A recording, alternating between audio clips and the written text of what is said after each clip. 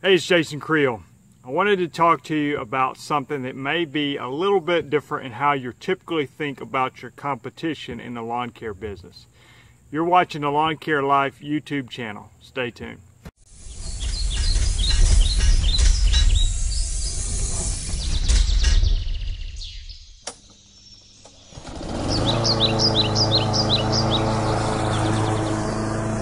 All right, typically in the lawn care business, we think about our competition. We're trying to get the business. We want to grow, they want to grow. So, there's a little competition there, and that's healthy for business. There's nothing wrong with that, in my opinion. You win some, you lose some, okay? The good thing is we're in an industry in the lawn care business that's growing, so it's not like if I grow, my competitor's not going to be growing.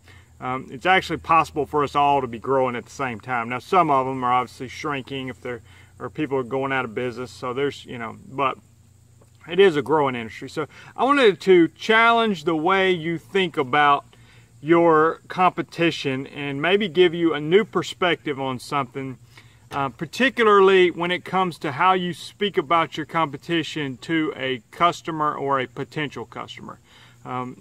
In particular, maybe more so a potential customer than a current customer. All right, so here's the situation. I got a call today with somebody who wants a quote on their lawn care, and they told me, yeah, I've already gotten a quote from such and such company, who's one of my big competitors that I compete against all the time. Okay, so what is sometimes our natural response in those kind of situations? Our natural response can be, well, let me think of all the negative things about that company and how I can make myself look good and how I can make them look bad. So I think, well, did you hear about what they did to so-and-so's yard? Or, well, you know what, there's, anyway, the list can go on and on. You can make up something of what happened to somebody else's yard. And then you can start, talking the opposite about your company, and we would never do that, and we're great, and they're bad, and we're good, and they're awful, and you should always hire us, and they're terrible. I don't know how they're in business, okay? Now, that's exaggerated, but sometimes we drop these subtle hints about our competitors, and anyway, let me give you maybe an alternative, and let me tell you why. So, I'm not a psychologist. Maybe you figured that out by now. But I wanted to give you some psychology. And I was influenced by a video I watched in a totally separate, sphere than lawn care business on how to think about this. So let me give you an example on how the mind works. So, for instance, let me use my children example. So I have small kids who all the time, arguing, pushing each other.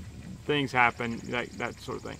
So let's say, for instance, my children, I go upstairs and they've been playing in a playroom. There's toys everywhere, which just happens almost every day, actually. And I try to encourage them to clean up after themselves, and they all begin blaming. Well, I didn't do it, so-and-so did it. I didn't do it, they did it. I didn't do it, they did it. Okay, so who do I believe? It's just kind of like a he said, she said situation. We don't know what to believe. This happens all the time with grown-ups in the court systems. Whose fault is it? We're getting a divorce. Such and such happened. This crime happened. It was your fault. No, it was your fault.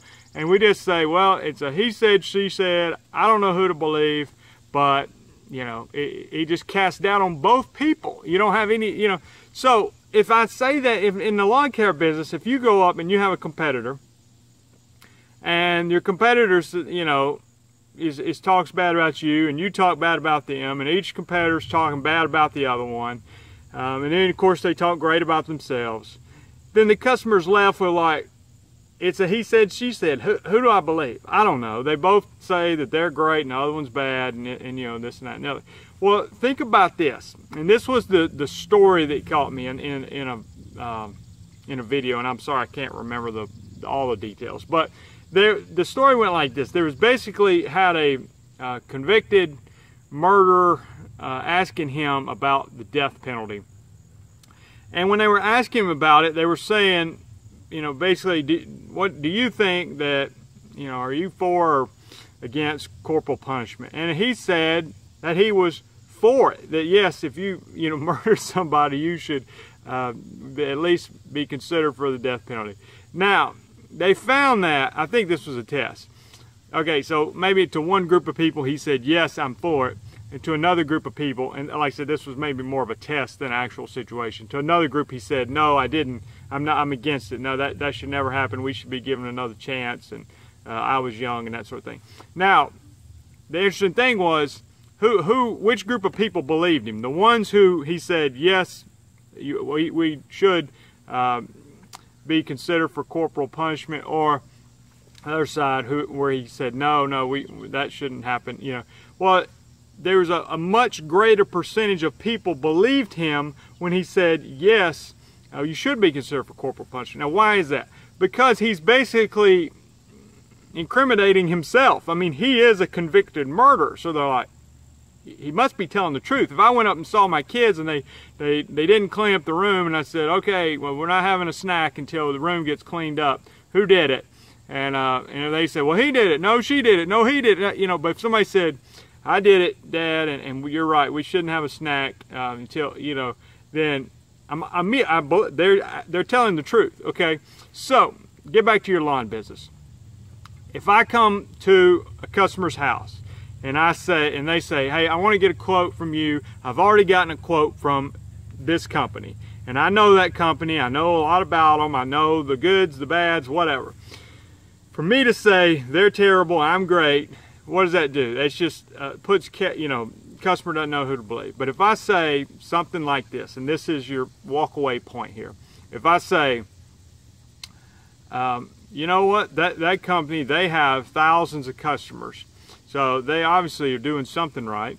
But I'm a smaller company. I'm working by myself, or I have me an employee, and so I feel like being more a local small company, I'm able to maybe give you a more personal experience. It'll be a little bit easier to get in touch with somebody if there's a problem, you know. So I'm not saying anything negative about them. I am saying positive things about me, and I even subtly complimented them. I said, you know, yeah, they have thousands of customers, so they're obviously doing something right. And I'll be honest, I don't have anything negative to say about them. Okay, now what does that do? Does that mean this lady's gonna, okay, he said the competitor was good, I'm gonna hire the competitor? Maybe, but I think more likely what it does, it gives me some credibility. She then begins saying, you know, hey, he's willing to talk. The main thing I'm trying to establish is trust with this customer. I want them to trust me. And when I do that and I say, you know, and then they can relate, they're like, you know what, I think I would like to go with a smaller local company than this company has thousands, even though they do a good job too. And this guy comes across as very honest and trustworthy. At the end of the day, I want a company, and I want to be able to get a hold of somebody. I want to have somebody I can work with that's honest and trustworthy, and he seems to fit that bill. Now, I'm not trying to manipulate the situation. I'm not lying. The company is doing something right. They have thousands of customers. I am a smaller company and can give you more personal service. So both are true. You know, one day when if I become a big company with thousands of customers, I may have to reverse my lines there. I may say, well, they're small and they provide personal service, but you know what? I've got thousands of customers, so I'm obviously doing something right. You know, so I may have to switch roles at some point. But at the same time, I'm not bashing the competitor. I'm establishing trust with that potential customer in me, that I'm somebody who's honest and trustworthy, and that they can trust their yard too. So I hope this tip has helped you. If you haven't done so, go ahead and subscribe to the videos and leave your comments below, and I'll hopefully won't get too much into psychology on future videos. Thanks.